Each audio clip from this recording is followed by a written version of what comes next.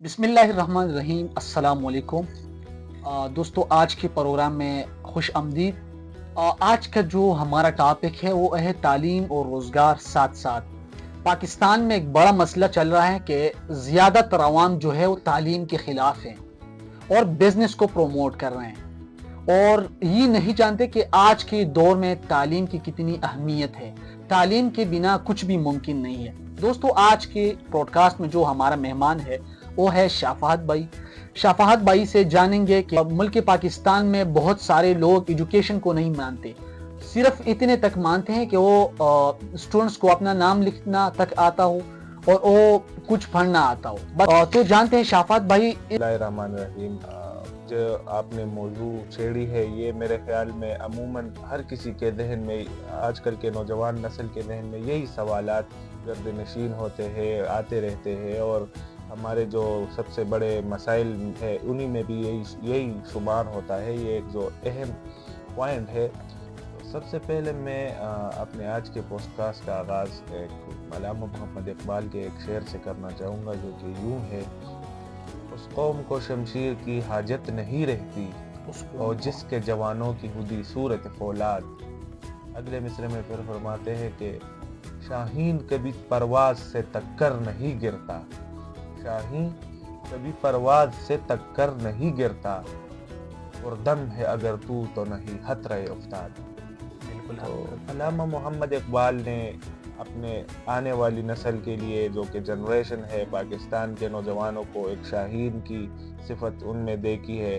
तो उनको पहले से यही अंदाज़ा था, उनकी ये पेशेंगोई थी कि बहुत से खतरे आएंगे, इतने मौजों का आना जाना, उतार चढ़ाव लगा रहता है किसी भी कौम के डेवलपमेंट में। जैसे अगर हम देखें तो इंग्लैंड भी डार्क एजेस से निकला है। आप अगर रिसर्च कर ले तो इंग्लैंड की जो इकानमी है वो आज भी मेरे ख्याल में कोलैप्स कर रही है, इतनी वो नहीं है, लेकिन हर एक कौम का उतार चढ़ाव होता है और हर एक कौम पे अच्छे और बुरे दिन आते रहते हैं। और ये भी जो कहते हैं कि सबात तगय्युर तो है ज़माने में, तो ये तो होता रहता है, लगा रहता है, तो इसी तो होती नहीं। लेकिन मेन जो चीज़ है वो जवानों की हुदी है और उनके जो मायूसी का शिकार होने से अपने आप को बचाना है, ना उम्मीदी से खुद को बचाना है। क्योंकि जैसे हम सबको पता है कि ना उम्मीदी एक बहुत बड़ी गुनाह है, अजीम गुनाह है, तो इससे भी बचना चाहिए। तो राजा भाई, जैसे मैंने आपको बताया भी कि इंग्लैंड पर भी डार्क एजेस गुजर चुके हैं और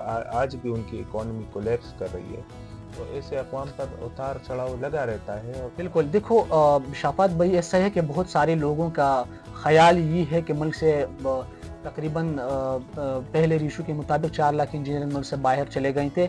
उनका ख्याल ये है कि ये लोग बाहर जा रहे हैं तो तालीम का कोई मकसद नहीं है। इसके बारे में आप क्या ख्याल है? ये एजुकेशन सिस्टम ख़राब है या ये लोग खुद ही इनमें नहीं है, ये स्टडी नहीं करते, ये लोग इनको जॉब नहीं मिल रही, या मुल्क का मसला है, हुकूमत का मसला है? इसके बारे में आपका क्या ख्याल है?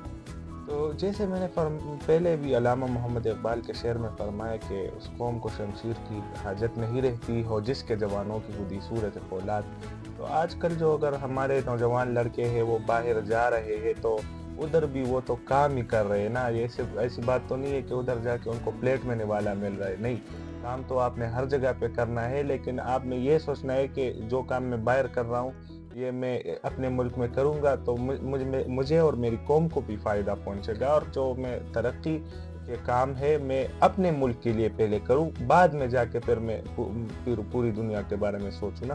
तो आपका फ़र्ज़ भी है, आपके मुल्क का भी आप पर हक़ है कि आप इसके लिए कुछ करें, क्योंकि ज़ाहिर बात है आप इस मुल्क में पैदा हुए हैं और हुज़ूर सल्लल्लाहु अलैहि वसल्लम के हदीस के मुताबिक वतन से मोहब्बत ईमान का हिस्सा है। आप जो काम बाहर करते हैं वो अपने ही मुल्क में करेंगे, तो अगर आप करेंगे, मैं करूँगा, और सारे मिलजुल कर काम करेंगे और अपनी कंट्री को डेवलप करने की तरफ ले जाएंगे, तो ज़ाहिरी बात है हमारे आने वाली नस्ल को फिर ये सब नहीं भुगतना पड़ेगा जो आज हम भुगत रहे हैं। बिल्कुल शाफात भाई, हम देखते हैं मुल्क में जॉब्स की कमी है, تو یہ ایجوکیشن سسٹم کا مسئلہ ہے یا یہ اسٹوڈنٹس پراپرلی کام نہیں کرتے، ان کو محض ڈگریوں کے پیچھے پڑے ہیں؟ اس کے بارے میں آپ کا کیا خیال ہے؟ جی، آپ نے جو سوال کیا بہت ہی مطلب اہمیت کے حامل ہے۔ آج کل کے حوالے سے اگر میں بات کرتا چلوں تو سارے نوجوانوں کے ذہن میں عموماً یہی جو مسئلہ ہوتا ہے کہ مجھے جاب ملے گی یا نہیں ملے گی، میرا فیوچر مستقبل کیا ہوگا۔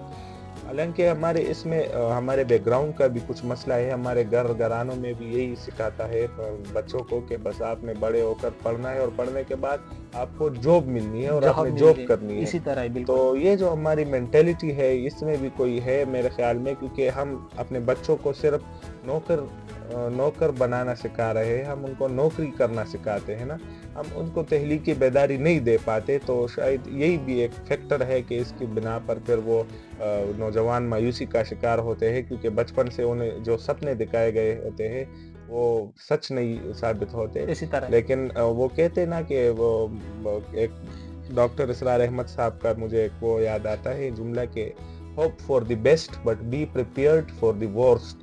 تو مطلب یہ ہے کہ آپ نے اچھی کی امید رکھنی ہے، لیکن برے جو حالات ہیں ان کے لیے بھی اپنے آپ کو مضبوط بنانا پڑتا ہے۔ آپ کو بالکل آپ کو اتنا مضبوط ہونا ہوگا کہ آپ اپنی فیملی کو سپورٹ کر سکے، آپ کچھ سکلز سیکھے، جو بھی ہو آپ سکلز سیکھے، آپ خود کام کر کے تخلیقی کام کر کے آپ پیسے کما سکے، آپ کاروبار کر سکے، کیونکہ کاروبار جو پیغمبری پیشہ ہے، حضور حضرت محمد صلی اللہ علیہ وآلہ وسلم نے بھی کاروبار کیا تھا، تو کاروبار میں بھی بہت برکت ہوتی ہے۔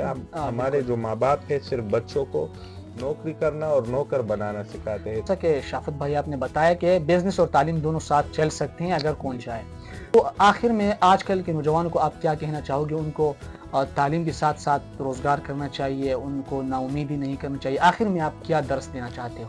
دیکھیے جی، وہ علامہ اقبال فرماتے ہیں کہ نہیں ہے نا امید اقبال اپنی کشت ویراں سے، ذرا نم ہو تو یہ مٹی بڑی زرخیز ہے صاحب۔ تو اس کا مطلب یہی ہے کہ آپ کو بس نمی کی ضرورت ہے ہمارے نوجوان نسل کو، اور یہ نمی کیا ہے؟ یہ نمی ہمارے اندر، ہمارے ذہنوں کے اندر ہی ہوتی ہے، ایسی کوئی چیز ہوتی نہیں ہے کہ اس کا کوئی شکل ہوتا ہے۔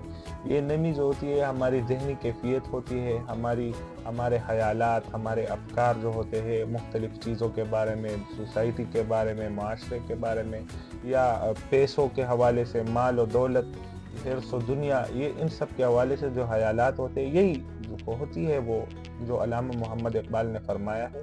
تو اسی کو ہم نے اپنے کنٹرول میں کرنا ہے، ہم نے ہر ایک پہلو کی طرف دیکھنا ہے اور یہ سوچنا ہے کہ ہم سب سے پہلے اپنے ملک کو کیا فائدہ دیں گے۔ شافات بھائی آپ نے بہت ہی تفصیلی گفتگو اور بہت ہی ڈیپلی باتیں آپ نے کی، انڈرسٹینڈنگ ملی ہوگی آڈینس کو انشاءاللہ۔